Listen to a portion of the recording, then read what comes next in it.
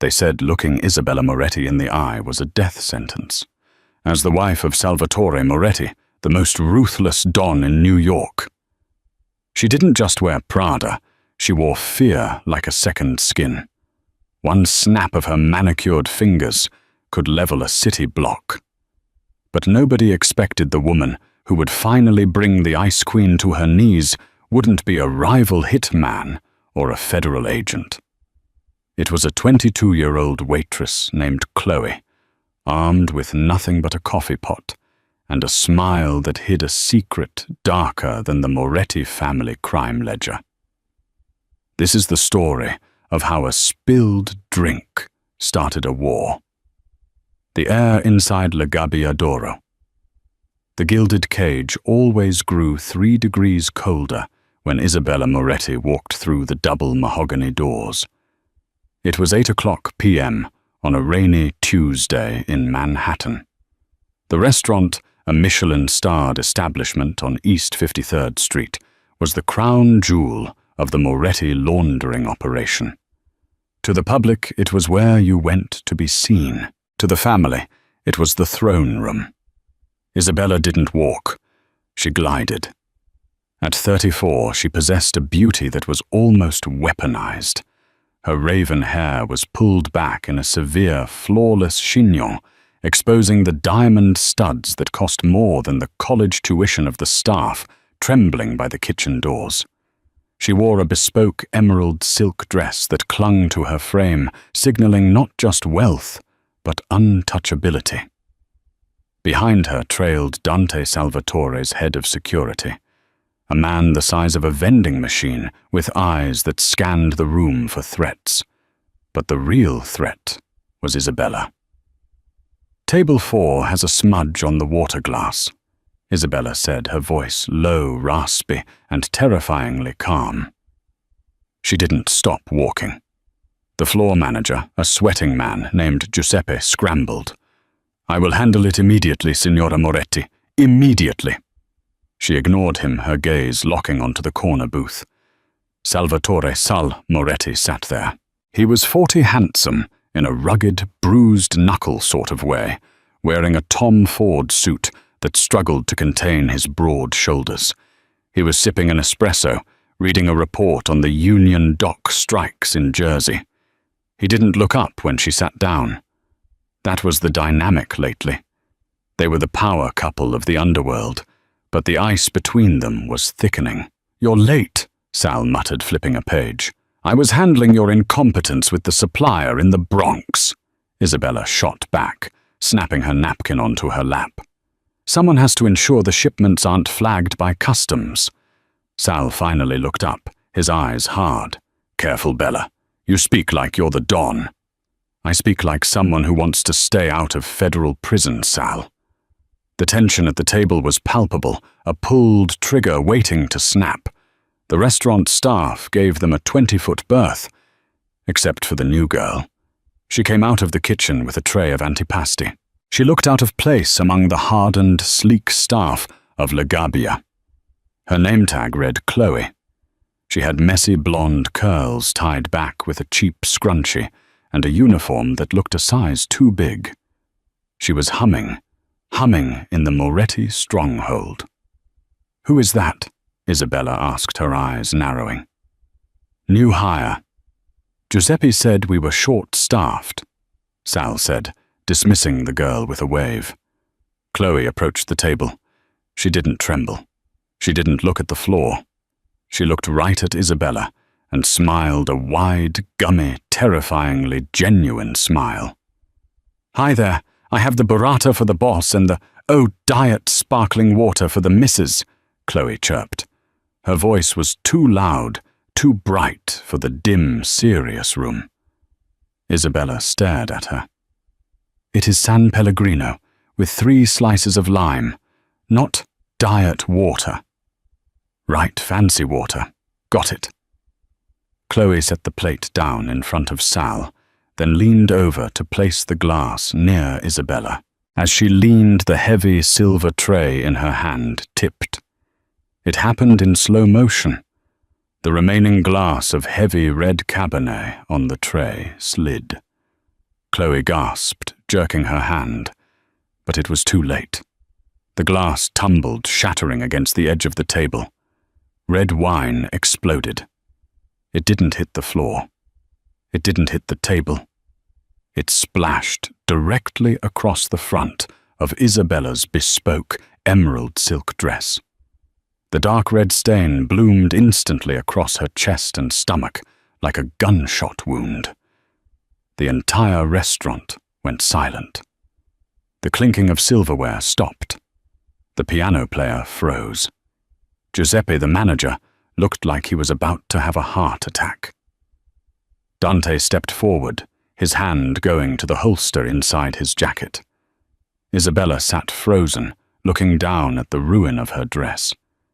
She slowly lifted her eyes to the waitress. "Oh my God!" Chloe squeaked, grabbing a dirty rag from her apron. "I'm so clumsy. I am so sorry." Before Isabella could stop her, Chloe lunged forward and began aggressively scrubbing at Isabella's chest with the dirty rag. "Get off me," Isabella hissed, shoving the girl's hand away. She stood up, trembling with a rage that usually resulted in people disappearing into the Hudson River. "Do you have any idea what you just did? This dress costs more than your entire life." Chloe stumbled back, looking wide-eyed. I can pay for dry cleaning. My uncle owns a laundromat in Queens. He's really good with stains." The absurdity of the comment hung in the air. Isabella's nostrils flared. She turned to Sal, expecting him to order the girl's removal, perhaps even her execution. In their world, disrespect was a capital offense. But Yule wasn't signaling Dante. Toll was shaking. Isabella looked closer. He wasn't shaking with rage. Salvatore Moretti was laughing. The sound of Cole's laughter was rusty, unused. He threw his head back, a deep, guttural roar that echoed off the vaulted ceilings. "Dry cleaning," Sal wheezed, wiping a tear from his eye. "She offered you a coupon to a laundromat in Queens, Bella." Isabella felt the blood drain from her face. Her husband was laughing at her, in front of the staff, in front of his men. "You think this is funny?" Isabella's voice was ice. "This girl just humiliated me." "She made a mistake, Bella. Look at her." Sal gestured to Chloe, who was chewing her lip, looking terrified yet strangely composed. "She's a kid. Relax, it's just a dress." Just a dress. Those 3 words hurt more than the wine. "Get out of my sight," Isabella spat at Chloe. "You're fired. Get out before I have you thrown out." Chloe looked at Sal. "Am I fired, Mr. Moretti?" Isabella's head snapped toward her husband. This was the test. The hierarchy was clear. If the Don's wife wanted someone gone, they were gone. Sal stopped laughing. He looked at Chloe. Really looked at her. He took in the messy hair, the cheap uniform, the wide, innocent blue eyes. Then he looked at Isabella, perfect cold, demanding, covered in wine.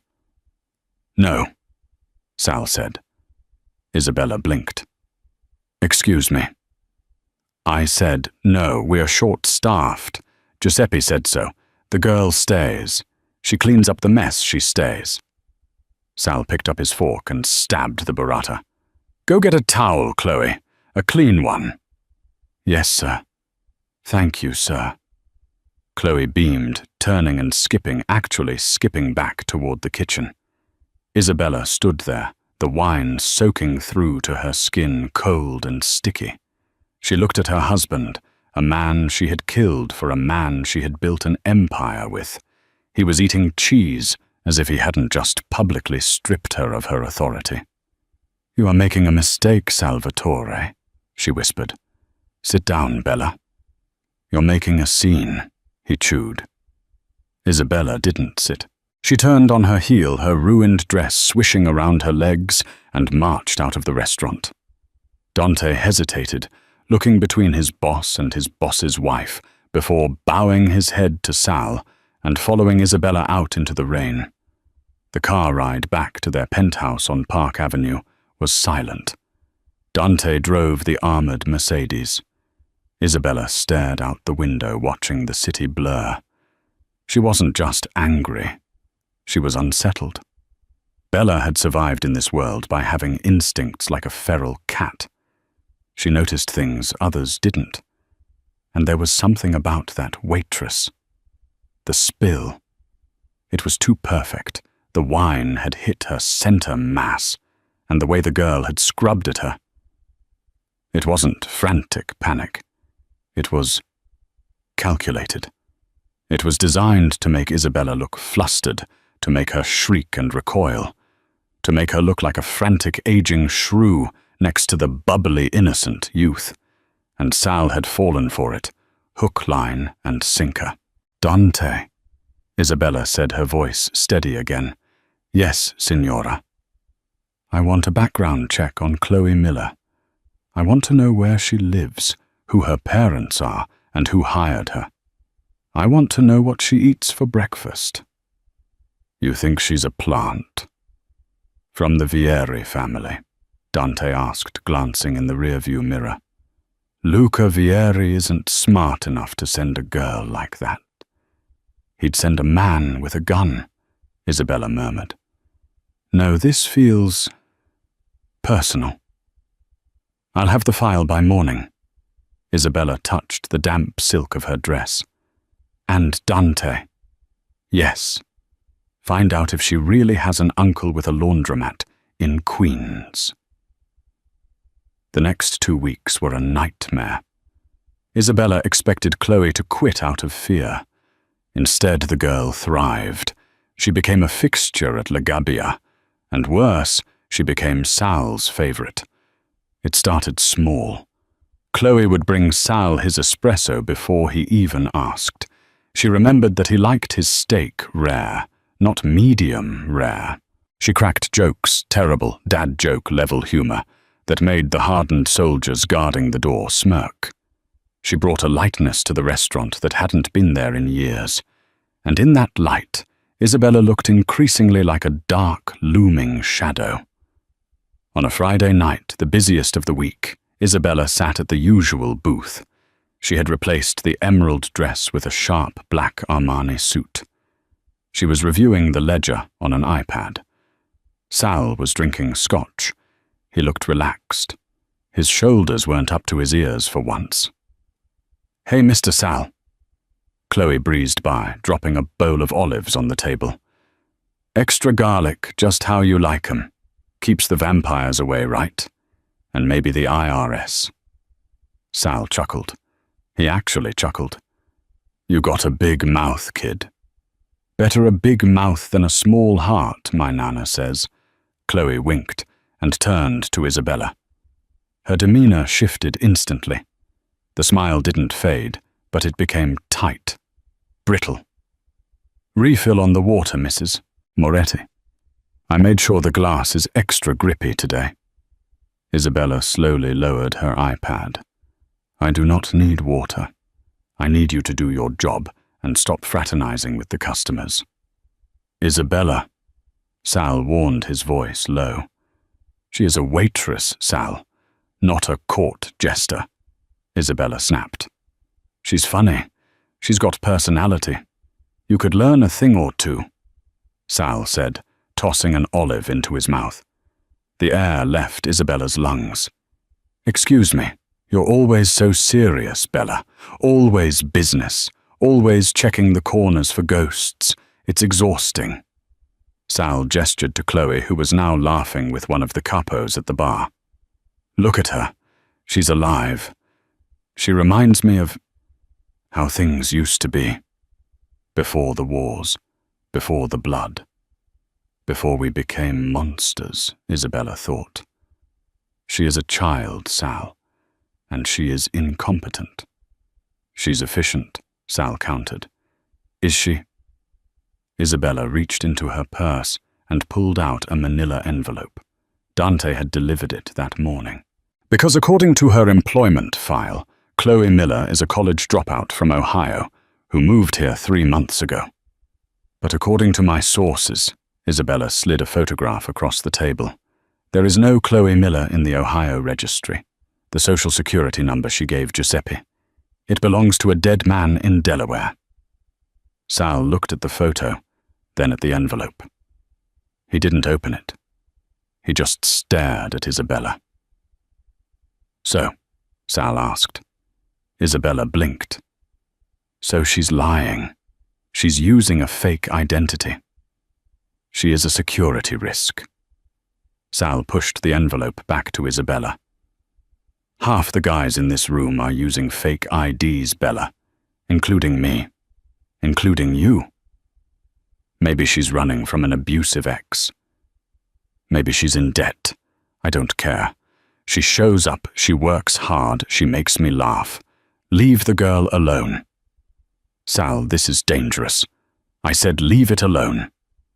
Sal slammed his hand on the table. The cutlery rattled. "You're jealous. It's pathetic. You're the wife of the boss. Act like it. Stop bullying the help." He stood up, buttoning his jacket. "I'm going to the card room. Don't wait up." Isabella watched him walk away. She sat alone in the booth, the queen of the underworld, feeling smaller than she ever had in her life. She looked over at the bar. Chloe was wiping down the counter. As Sal walked past her, he touched her shoulder, a brief, familiar gesture. Chloe looked up and smiled. Then Chloe looked across the room. Her eyes met Isabella's. The bubbly, innocent smile vanished.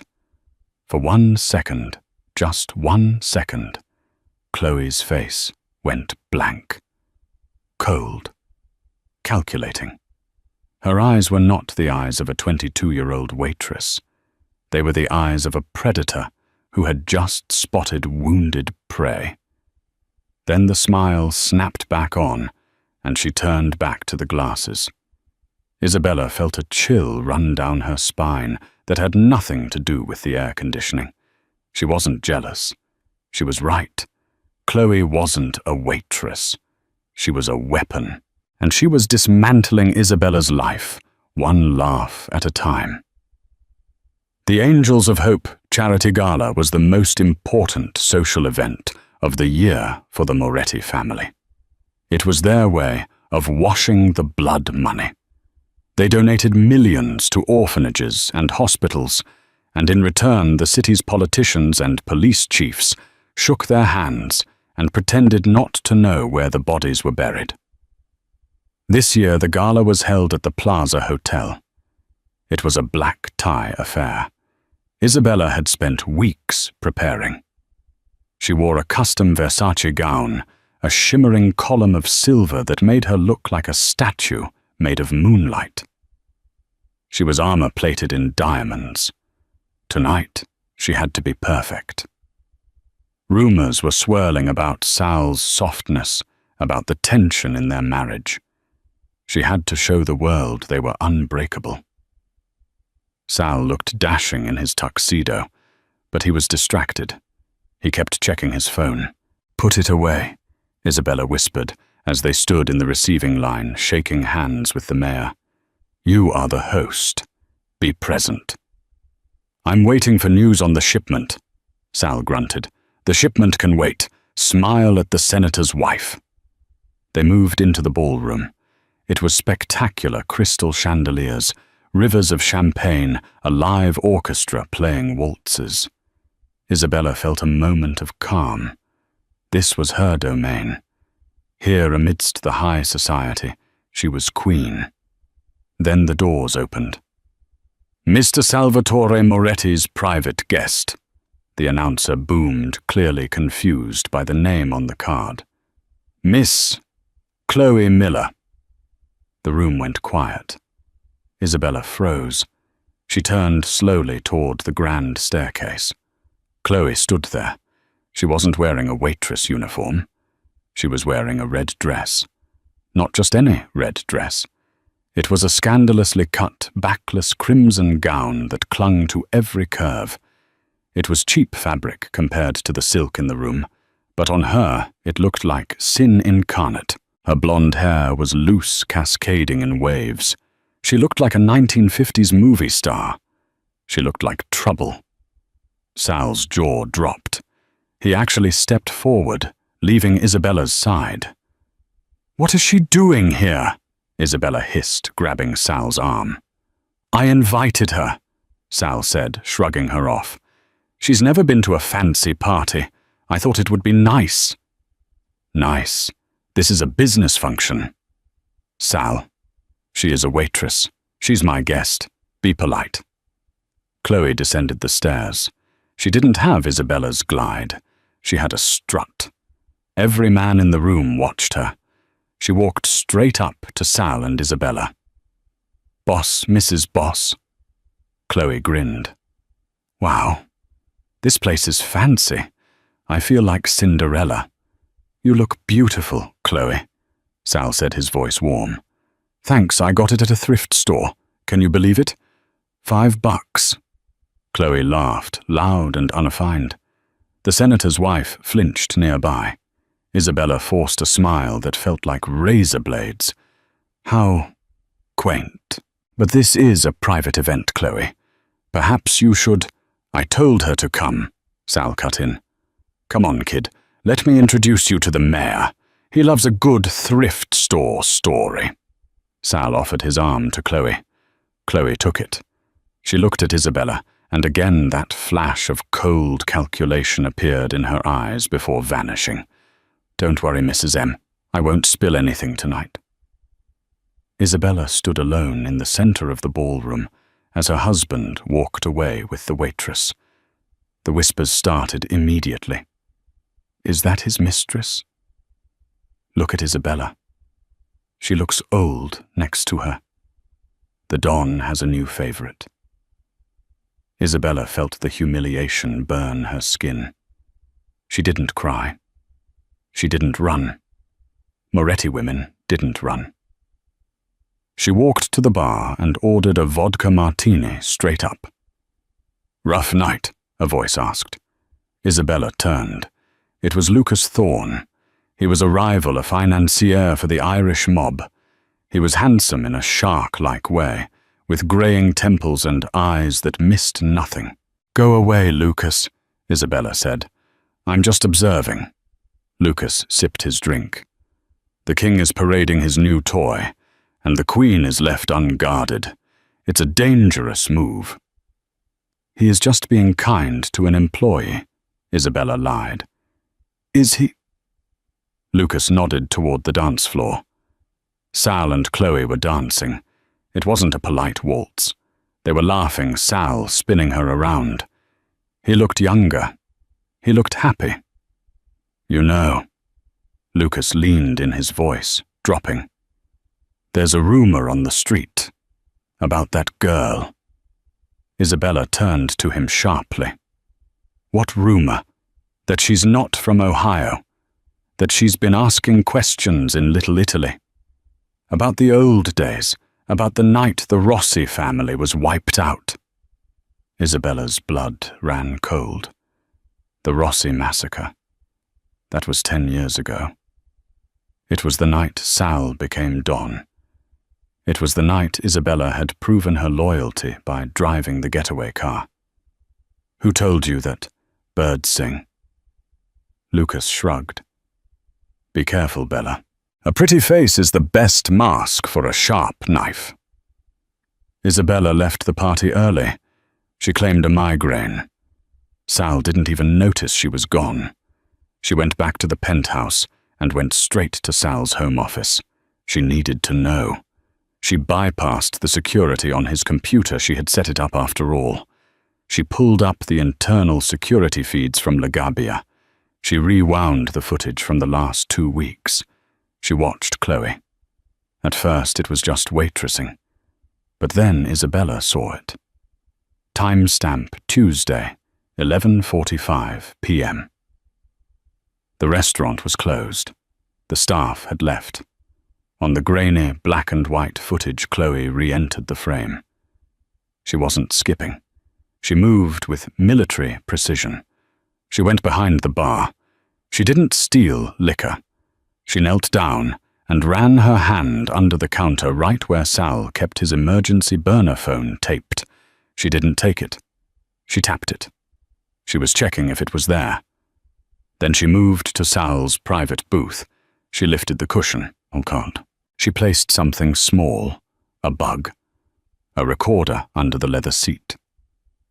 Isabella gasped. Timestamp. Thursday, 10 o'clock, a.m. deliveries. Chloe was talking to the delivery driver for the seafood truck. The driver was a known associate of the DEA. Chloe handed him a coffee cup. The driver took it, nodded, and left. It was a drop. She was a fed. Or worse, a mole for a rival family. Isabella downloaded the footage to a flash drive. Her hands were shaking. She had to tell Sal. He would listen to this. He had to. This was proof. The front door opened. "Bella, you awake?" Sal's voice boomed from the hallway. He sounded drunk. Isabella shoved the drive into her pocket and walked out to the living room. Sal was there, loosening his tie, and Chloe was with him. "She forgot her keys," Sal slurred. "Told her she could crash in the guest room. Too late for the subway." Chloe stood in the entryway, holding her heels in her hand. "I promise I won't be a bother, Mrs. Moretti. I'll be gone before you wake up." Isabella looked at the girl. The enemy. "Get out," Isabella said calmly. Sal frowned. "Bella, don't start." "I said get out," Isabella screamed. She pulled the flash drive from her pocket. "She is spying on you, Sal. She is wiring the restaurant. I have footage. She's working for the feds or the Rosses." Sal stared at the drive. Then he looked at Chloe. Chloe looked terrified. "What, no, Mr. Sal? I swear I don't even know how to wire a plug, let alone a restaurant." "Show me," Sal said, his voice sobering up instantly. Isabella marched to the TV and plugged in the drive. She navigated to the file. Timestamp Tuesday, 11:45 p.m. She hit play. The screen showed the empty restaurant. Nothing happened. The minutes ticked by. The restaurant remained empty. No Chloe, no bug, no spying. Isabella fast-forwarded. Still nothing. I don't understand," Isabella stammered. "I just saw it, on the computer upstairs." "I checked the feeds myself this morning, Bella," Sal said, his voice low and dangerous. "There was nothing. She edited it. She hacked it." Isabella pointed at Chloe. "She knew I would look." Chloe started to cry. Big fat crocodile tears. "Why do you hate me so much? I just serve coffee. I'm just trying to pay my rent." "Mr. Sal, please, I'll just leave. I don't want to cause trouble." "You're not going anywhere," Sal said. He turned to Isabella. The look in his eyes broke her heart. It wasn't anger. It was pity. "You're losing it, Bella. The jealousy, the paranoia. It's eating you alive." "I am not paranoid. She is playing you." "Go to bed," Sal ordered. "Sleep it off. We'll talk about you seeing a doctor in the morning." "A doctor?" Isabella laughed a hysterical sound. "You think I'm crazy. I think you're seeing ghosts because you're guilty about the past," Sal said. "Chloe is a nice girl. Stop trying to destroy her just because she's innocent and you're—" He didn't finish the sentence. He didn't have to. "And you're not." Isabella pulled the drive out of the TV. "Fine. You want her, keep her. But when she puts a knife in your back, don't expect me to pull it out." Isabella walked past them up the stairs to the master bedroom. She locked the door. She didn't sleep. She sat by the window watching the street. She knew what had happened. Chloe was a tech whiz. She had looped the footage. She had anticipated Isabella checking. She was 10 steps ahead. Isabella realized then that she couldn't fight Chloe with Sal's help. Sal was compromised. Sal was the target. She had to fight dirty. If Chloe wanted to play the innocent victim, Isabella would have to become the villain everyone already thought she was. She picked up her phone. She didn't call Dante. She dialed a number she hadn't used in 5 years. "Hello?" A gravelly voice answered. "Vinny," Isabella said. "It's Isabella. I need a favor. I need you to find someone for me." "A ghost." "Who?" "The daughter of Marco Rossi." There was a silence on the line. Marco Rossi was the Don they had killed 10 years ago. He had a daughter 12 years old at the time. She had disappeared after the funeral. "Why?" Vinny asked. "Because," Isabella watched the reflection of the city in the window.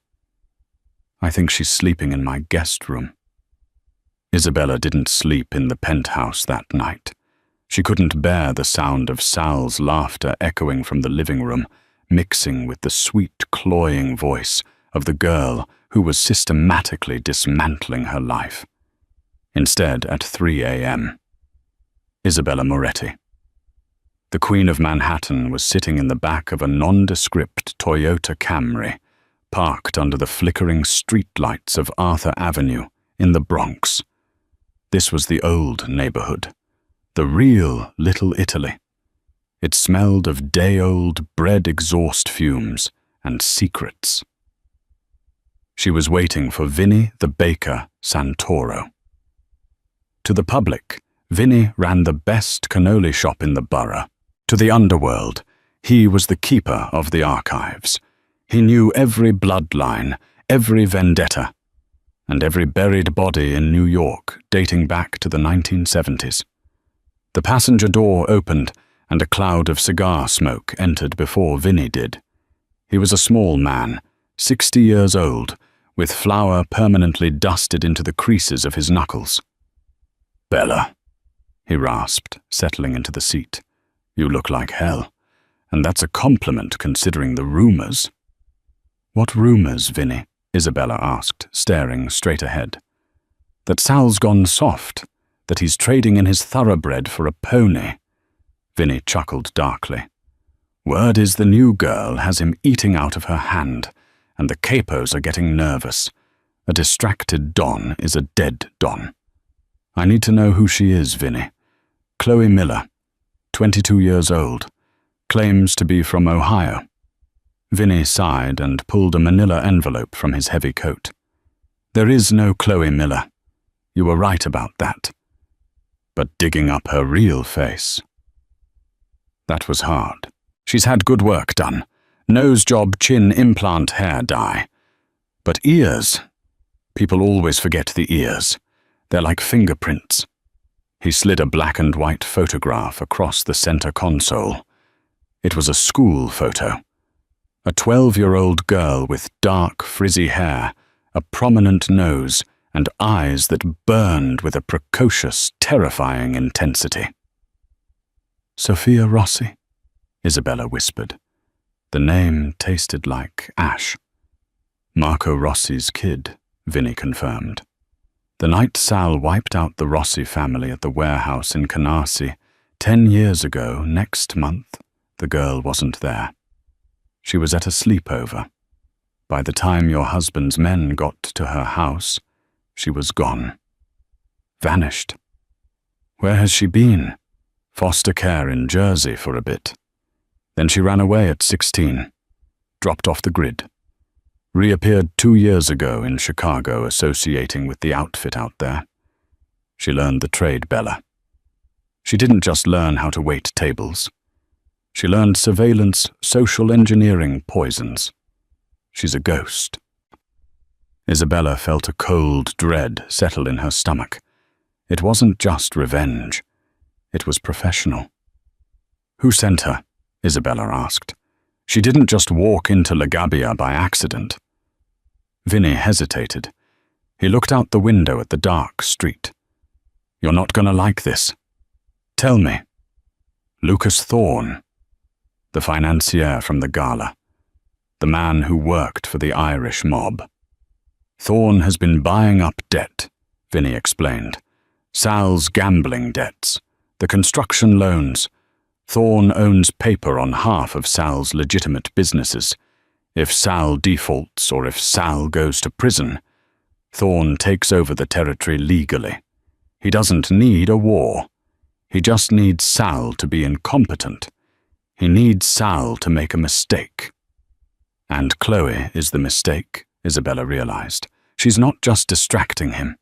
She's feeding him bad info. She's isolating him from me so she can steer him into a trap. "Exactly," Vinny nodded. "And Bella, there's a wire." Isabella looked at him sharply. "I checked the restaurant. There was nothing." "Not in the restaurant?" Vinny tapped his chest. "On her. She's recording everything. Every illegal deal, every bribe, every order Sal gives. She's building a RICO case, Bella. She's going to hand him to the feds wrapped in a bow, and once he's locked up for life, Thorne takes the assets, and Sophia Rossi gets to watch Sal rot." Isabella gripped the steering wheel until her leather gloves creaked. "Does she have enough yet?" "My source says she's waiting for one thing. The shipment. The Colombian deal next week. If she gets Sal on tape authorizing that distribution, it's over. Life without parole. I have to tell him." "He won't believe you," Vinny said brutally. "He's in love, Bella, or what he thinks is love. It's a midlife crisis wrapped in a revenge plot. If you go to him now without hard proof, he'll kill the messenger. And you're the messenger." Isabella closed her eyes. Vinny was right. Sal was blinded by the girl's act, the clumsy, innocent waitress who made him feel like a protector, a hero instead of a criminal. Isabella, with her sharp edges and reality checks, made him feel old. "Then I won't tell him." Isabella opened her eyes. They were dry and hard as diamonds. "I'll show him. Thank you, Vinny." She handed him a thick envelope of cash. Vinny took it, but he grabbed her wrist before he got out. "Be careful, Queenie. That girl. She's got nothing to lose. People with nothing to lose are the most dangerous kind." "She has one thing to lose," Isabella said, starting the engine. "She thinks she's smarter than me." The following week was a masterclass in psychological warfare. Isabella changed tactics. She stopped fighting. She stopped scolding Sal. She stopped glaring at Chloe. She became a ghost in her own home. When she walked into La Gabbia, she politely ordered tea. When Chloe accidentally dropped a tray of silverware near her to startle her, Isabella didn't flinch. She just smiled a sad, defeated smile. It terrified Chloe more than the anger ever had. Sal took Isabella's silence for submission. "I'm glad you're finally accepting things," he told her over breakfast on Tuesday. "Chloe is good for morale. She's organizing a birthday party for Big Tony. Can you believe that a waitress organizing a capo's birthday?" "She is very talented," Isabella said, buttering her toast with surgical precision. "Sal, about the Colombian shipment on Friday." Sal waved his hand. "Don't worry about it. I'm handling it personally. No middlemen this time. I want to make sure the profits are maximized. Chloe gave me a great idea using the frozen food trucks instead of the produce vans. Less inspections." Isabella's heart hammered. It was the trap. Frozen food trucks were subject to different FDA regulations. True, but they were also exactly what Lucas Thorne's trucking company specialized in. Chloe was funneling the shipment right into Thorne's hands, and likely into the hands of the FBI waiting at the depot. "That sounds innovative," Isabella said. "Just be careful." "Always. Sal grinned. He looked 10 years younger, but his eyes were glassy. He was drinking more lately. Chloe was always there with a refill, a heavy pour of scotch with a smile. Wednesday came. The tension in the penthouse was suffocating. Isabella spent the day moving her personal assets into offshore accounts Sal didn't know about. If the ship sank, she wouldn't drown with it. That evening, Isabella returned home to find the living room in chaos. Sal was shouting into his phone. Chloe was sobbing on the sofa, holding an ice pack to her cheek. "What happened?" Isabella asked, dropping her keys. Sal spun around, his face purple with rage. "You tell me, Bella. You tell me what you did." "I haven't done anything. I've been at the spa." "Liar!" Sal roared. He pointed at Chloe. "She said you came home an hour ago. She said you threatened her. She said you slapped her." Isabella looked at Chloe. The girl removed the ice pack. There was a bright red handprint on her cheek. It was a perfect theatrical makeup job, or perhaps self-inflicted. "I didn't want to say anything, Sal." Chloe wept, her voice trembling perfectly. "She told me. She told me that if I didn't leave, she'd have my uncle in Queens killed. She said she owns the police. She hit me and said I was nothing but trash." Isabella didn't defend herself. She knew it was useless. This was the end game. Chloe needed Isabella out of the house before Friday. She needed total access to Sal for the shipment. "I wasn't here, Sal. Check the building cameras," Isabella said calmly. "The cameras are down." "Convenient, isn't it?" Sal smashed a vase against the wall. Shards of Ming porcelain skittered across the floor. "I've had enough, Isabella. I've had enough of your jealousy and your coldness. Get out." "Sal, get out," he screamed. "Go to the Hamptons house. Go to a hotel. I don't care. Just get out of my face before I do something I regret." Isabella looked at her husband. He was a stranger, a manipulated, foolish stranger. She looked at Chloe. The girl was burying her face in her hands, pretending to cry. But through the gap in her fingers, she caught Isabella's eye. She smirked. It was a small, victorious curl of the lip. Checkmate. Isabella nodded slowly. "Very well, Salvatore, if that is what you want." She walked upstairs, packed a single bag, and left. She didn't go to the Hamptons. She went to a safe house in Brooklyn, a basement apartment owned by a retired hitman who owed her his life. There she set up her command center. She had one advantage Chloe didn't know about. Chloe had disabled the penthouse cameras. Yes, but she hadn't disabled the nanny cam Isabella had installed inside the eyes of the taxidermied eagle mounted in Sal's office. It was an analog backup, totally separate from the network. Isabella sat in the dark basement, watching the grainy feed on a laptop. Thursday night, 11 p.m. On the screen, Sal was passed out on the leather couch in his office, an empty bottle of scotch on the table. Chloe entered. She wasn't crying anymore. She stood over Sal, looking down at him with pure, unadulterated hatred. She spat on the floor next to his head. Then she pulled a phone from her pocket. Not her burner. A satellite phone. "It's done," Chloe said into the phone. The audio was faint but clear. "The Queen is exiled. He's completely isolated. The shipment is tomorrow at midnight. I've convinced him to be there in person to oversee the transfer." Pause. "Yes, Agent Miller.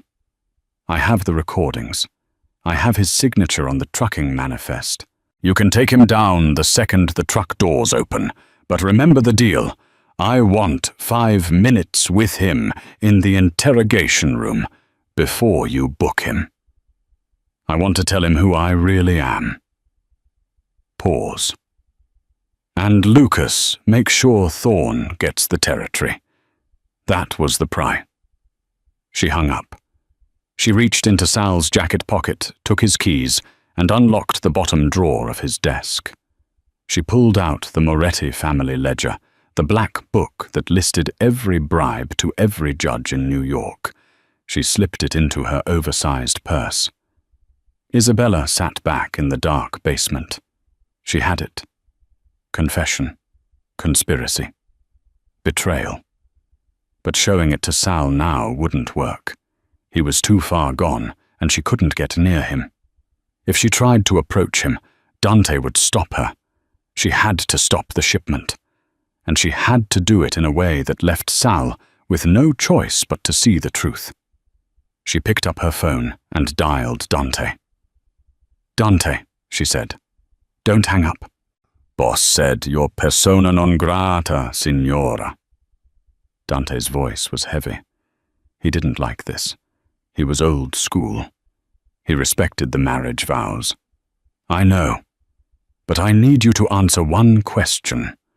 If Saul walks into a trap tomorrow night, and you do nothing because you were following orders to ignore me, who explains that to the commission? Who explains to the 5 families that you let the Don get taken by the feds because of a waitress?" Silence. "What do you have, Isabella? Meet me. Alone. Leave your phone. I have a video you need to see." Friday night. The docks at Red Hook. The rain was torrential, washing the grime of the city into the harbor. The air smelled of salt and diesel. Sal Moretti stood under the awning of a warehouse flanked by 4 of his men. He looked terrible. Hungover, unshaven, jittery. Chloe stood next to him, holding a large umbrella over his head. She was wearing a trench coat, looking every bit the loyal mole. "Trucks are 5 minutes out, Sal," Chloe said, checking her watch. "You're doing the right thing. This deal secures the pension fund for the boys." "Yeah," Sal grunted. "Just feels off. Where's Dante?" Dante said he was securing the perimeter. Chloe lied smoothly. In reality, she had sent Dante to the wrong location on the west side. Or so she thought. Headlights cut through the rain. 2 massive 18-wheelers rolled into the yard. They bore the logo of Thorne Logistics. "Here we go," Sal muttered. The trucks stopped. The drivers hopped out. But they weren't the usual guys. They were wearing tactical vests under their jackets. Sal squinted. "Who are these guys?" "Just new contractors," Chloe said, stepping back slightly. Her hand went into her pocket, gripping the wire trigger. "Go ahead, Sal. Check the cargo. It's all yours." Sal stepped out into the rain. He walked towards the back of the first truck. Suddenly, floodlights blinded them from the rooftops. "Federal agents, drop your weapons!" The voice boomed over a loudspeaker. Red and blue lights erupted from every corner of the shipyard. SWAT teams swarmed over the fences. Sal froze. His men reached for their guns, but it was hopeless. There were 50 agents. "Don't move, Sal!" Chloe shouted. But her voice wasn't scared. It was commanding. She pulled a badge from her pocket and hung it around her neck. She drew a standard-issue Glock and pointed it directly at Sal's head.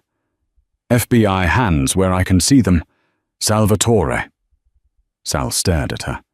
The rain ran down his face, mixing with the sudden cold sweat of realization. "Chloe." "The name is Special Agent Sophia Rossi." She spat, her face twisted in a triumphant sneer. "And you're under arrest for racketeering, murder, and drug trafficking. You're done, Moretti. You're buried." Sal looked around. He was surrounded. His wife was gone. His head of security was missing. He was alone with the ghost of the man he had killed. "You," Sal choked out. "Cuff him. Sophia ordered the SWAT team. 2 agents moved in. They grabbed Saul's arms. Sophia smiled. It was the moment she had lived for. Crack! A gunshot echoed, but it didn't come from the feds. It came from the shadows of the warehouse behind them. One of the floodlights shattered, plunging the yard into semi-darkness. "What is this?" Sophia screamed. "Hold fire!" A black SUV roared out of the darkness of the alleyway, tires screeching. It smashed through the chain-link fence, drifting sideways to create a barrier between Sal and the feds. The back window rolled down. Isabella Moretti sat there, holding an AR-15. She didn't look like a socialite. She looked like a soldier. "Get in!" she screamed at Sal. Sal hesitated. "Now you, idiot!" Isabella fired a suppression burst into the air, forcing the agents to duck for cover. Dante emerged from the driver's seat, providing cover fire with a shotgun. He hadn't gone to the west side. He had gone to Isabella. Sal scrambled. He dove into the back seat of the SUV. Dante floored it. The vehicle, armored and heavy, plowed through a police cruiser blocking the exit, metal screeching on metal. "After them!" Sophia shrieked, firing her Glock at the retreating taillights. "Don't let them get away!" But they were already gone, disappearing into the labyrinth of Brooklyn streets. The safe house was silent. Sal sat on a wooden chair, his head in his hands. He was soaking wet. He had lost his empire. He had lost his reputation. He was now a fugitive on the FBI's most wanted list. Isabella stood by the stove, making espresso in a small mocha pot. She was calm. "How?" Sal whispered. "How did you know?" Isabella placed a cup of coffee in front of him. "Because I don't look at pretty faces, Sal. I look at the eyes. And because I never stopped working, even when you fired me." She tossed a file onto the table. It was the full dossier Vinny had given her, plus the photos of Chloe meeting with Lucas Thorne. "She played you, Sal. She used your ego against you. She made you think I was a jealous old woman so you wouldn't listen to the only person who was actually protecting you."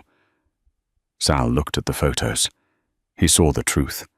The betrayal burned, but the shame burned hotter. He had humiliated Isabella. He had laughed at her. And she had just saved his life. "Bella, Sal reached for her hand. Isabella pulled her hand away. Sal looked up, shocked. "Bella, I saved you because you are my husband," Isabella said, her voice devoid of warmth. "And because I will not let a Rossi win. But do not mistake this for forgiveness." She walked to the window, peering out through the blinds. "You are a fugitive now, Sal. The assets are frozen. The penthouse is seized. Thorne has the territory. We have nothing but the cash in the offshore accounts I set up." "We can rebuild," Sal said, trying to find his old bravado. "We go to Italy. We regroup." Isabella turned to face him. "No, Sal. You go to Italy. I have arranged a boat. It leaves in an hour from the Jersey shore." "And you?" Sal asked. "You're coming with me?" "No," Isabella said. "I'm staying." "What?" "Why, they'll arrest you." "No, they won't, because I have something Sophia Rossi wants more than you." Isabella pulled a small black notebook from her pocket. It wasn't the ledger Sophia had stolen. That was a decoy Isabella had planted days ago. This was the real ledger, the one with the dirt on Lucas Thorne, the one with the proof of FBI corruption. "I'm going to make a deal," Isabella said. "I'm going to trade this book for full immunity, and in exchange I'm going to give them Lucas Thorne." You're ratting." Sal looked horrified.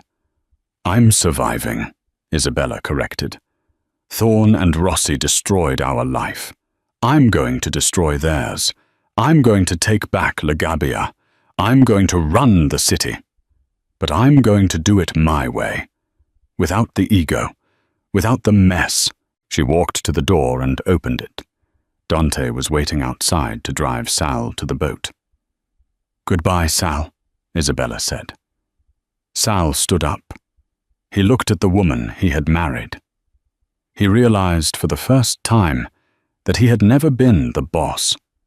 She had been the power behind the throne all along, and he had thrown it away for a waitress with a sob story. "I love you, Bella," Sal choked out. "I know," Isabella said softly. "That was your weakness." She closed the door on him. La Gabbia d'Oro was reopening. The sign out front was new. The staff was new. The security was tighter. Isabella sat at the corner booth, table 1. She wore the emerald dress, the one that had been stained with wine. It had been cleaned, tailored, and looked better than ever. A young man approached the table. He was handsome, eager. "Signora Moretti, I'm the new manager. Is everything to your liking?" Isabella looked at him. She saw the ambition in his eyes. She saw the hunger. "The water glass on table 4 has a smudge," she said, her voice cool and commanding. The manager paled. "I will fix it immediately." "Good." Isabella took a sip of her San Pellegrino. She picked up the newspaper on the table. The headline read, "Financier Lucas Thorne indicted on RICO charges. FBI agent Sophia Rossi suspended pending internal investigation." Isabella smiled. It wasn't a happy smile. It was the smile of a predator who had eaten the competition and was still hungry. Everyone feared the Mafia boss's wife, and they were right to, because the boss was gone. But the wife? She was just getting started. And that is how Isabella Moretti proved that in a world of kings and soldiers, the Queen is the most dangerous piece on the board. Sal lost his empire because he underestimated the woman who built it, and Chloe lost her revenge because she thought a pretty face could outsmart a lifetime of survival. If you enjoyed this twisty Mafia drama, make sure to hit that like button.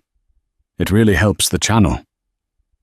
Who was the real villain here, Sal, Chloe, or Isabella? Let me know in the comments below. And don't forget to subscribe and ring the bell so you never miss a story. See you in the next video.